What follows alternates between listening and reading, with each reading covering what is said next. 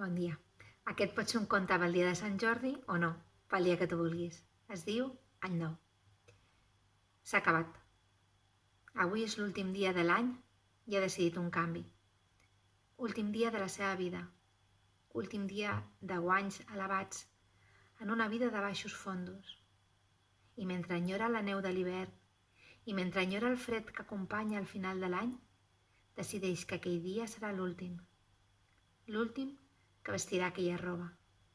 L'últim que es deixarà penetrar a canvi d'uns bitllets. Mira de reüll la dona ajaguda a terra i l'enveja.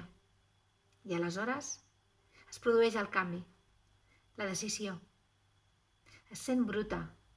Després d'un any de fregar-se amb la suor de la resta, té la sensació que res no podrà desenganxar-li de la pell. Per això, a partir de demà, es dedicarà a netejar.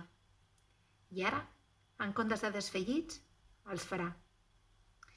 Menys diners, però, a la fi, s'ha adonat que a ella els diners no li donen la felicitat, no a aquest preu.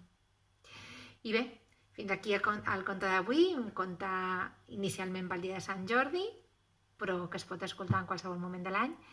Espero que us hagi agradat i si us ha agradat doncs li podeu donar aquell ditet que puja cap amunt, perquè a mi em farà molta alegria de veure-ho, i si no us ha agradat també us demano que poseu el ditet cap a baix, perquè diuen que no hi ha un youtuber que sigui youtuber fins que no té algú que li fa un ditet cap a baix. Per tant, jo de moment encara no soc youtuber.